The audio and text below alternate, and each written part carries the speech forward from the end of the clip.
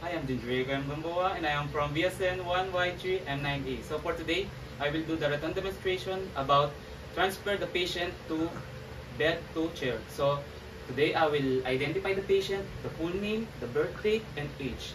And if necessary, the wristband. So, sir, good morning. What is your full name? Your birth date pa? December 2003, Your age pa? 21. Can I check your wristband pa? Okay, thank you. So next, I will gather the all equipments. So as you can see, I have alcohol, the belt, and the clean gloves. So next, I will do the hand hygiene.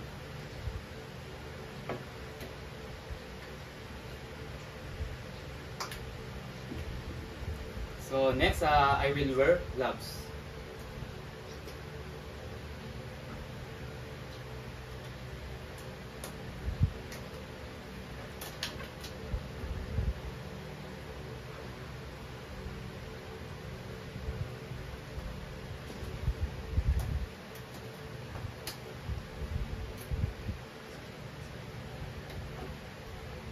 So next, I will explain the procedure.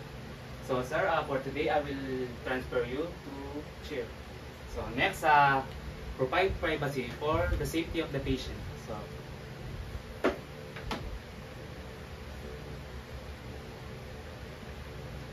So next, I will down the bed and I will lock it and I will pull down the rails. So next, I will position the patient to side. So sir, okay po, I will say po.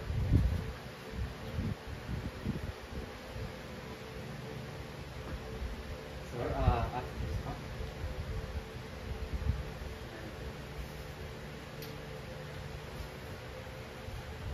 Sir, po.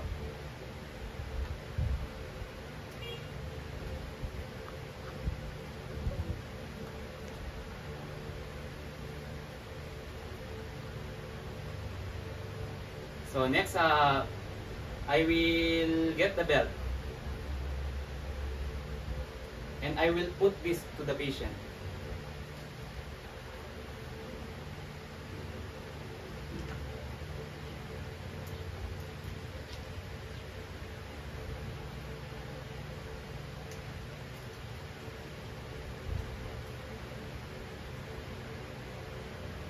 So next, let's assume that this is the wheelchair because we don't have a wheelchair.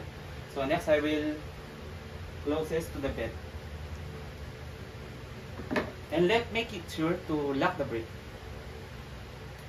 So sir, I will count 1, 2, 3, 4 and I will transfer the back.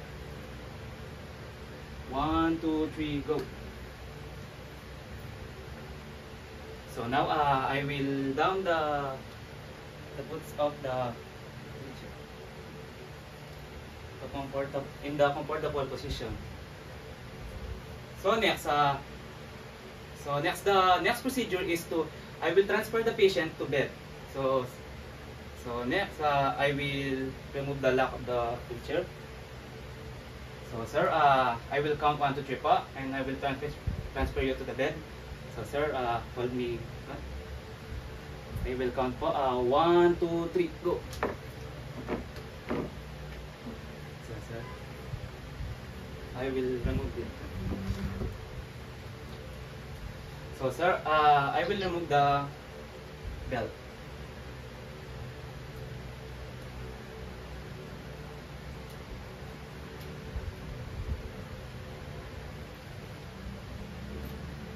So next, I will do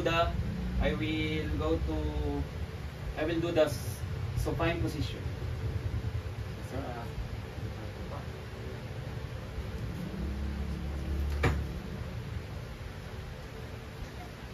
next, I will back the blanket.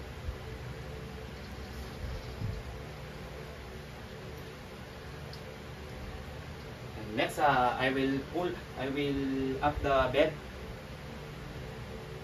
let's assume that the bed was to the elbow of the nurse. So next, let's lock the bed. And make it sure that the side reach of the bed was pulled up. So I will put this. So next, sir, you are comfortable na ba? So next, I will remove the gloves.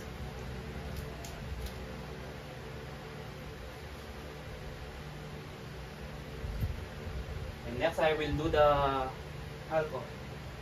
And then so next, I will document.